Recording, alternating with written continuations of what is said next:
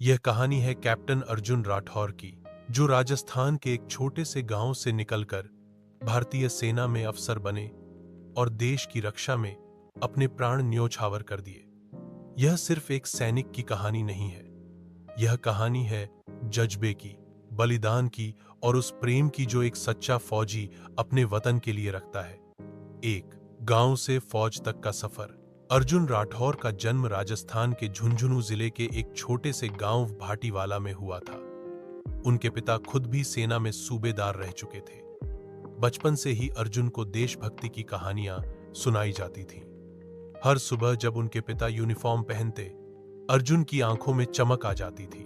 अर्जुन पढ़ाई में भी अच्छा था, लेकिन उसका असली सपना था फौजी बनना और सरहद की रक्षा करना। 12वीं के बाद उसने एनडीए की परीक्षा दी और कड़ी मेहनत के बाद चयनित हो गया। जब वह भारतीय सैन्य अकादमी ईमा देहरादून पहुंचा तो उसकी आंखों में देश के लिए कुछ कर गुजरने का जज्बा था।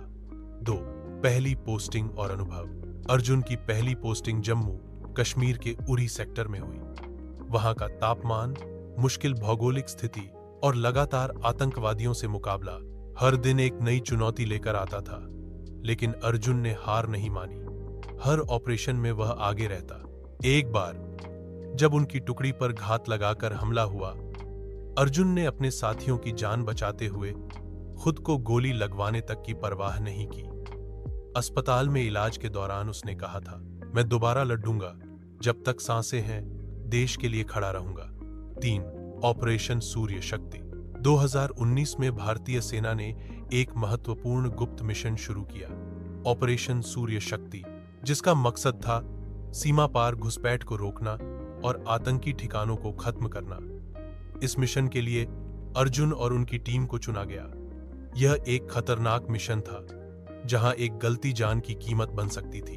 अर्जुन और उनकी टीम ने रात के अंधेरे में लॉक पार की, बर्फीले तूफान और दुश्मनों की निगरानी के बावजूद उन्होंने 3 आतंकी शिविरों को नष्ट किया, लेकिन वापसी के दौरान दुश्मनों ने हमला कर दिया।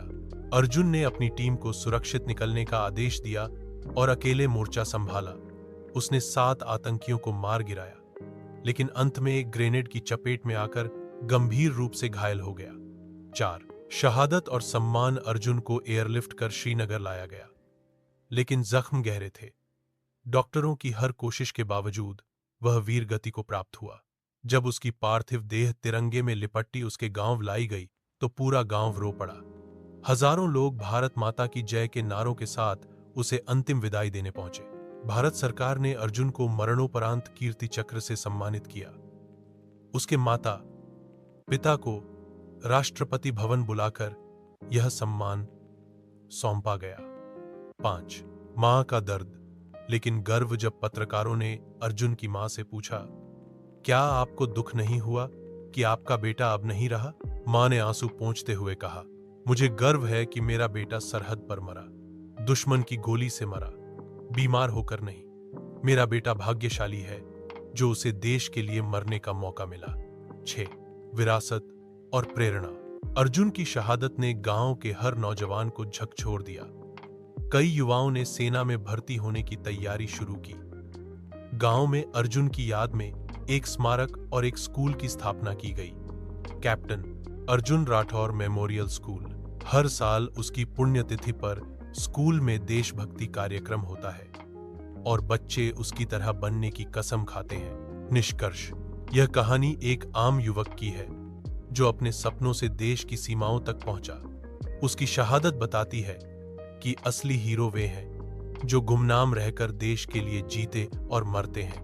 कैप्टन अर्जुन राठौर की कहानी हमें सिखाती है कि देश के लिए मरना आसान नहीं होता, लेकिन देश के लिए जीना उससे भी कठिन होता है। अगर वतन से मोहब्बत है तो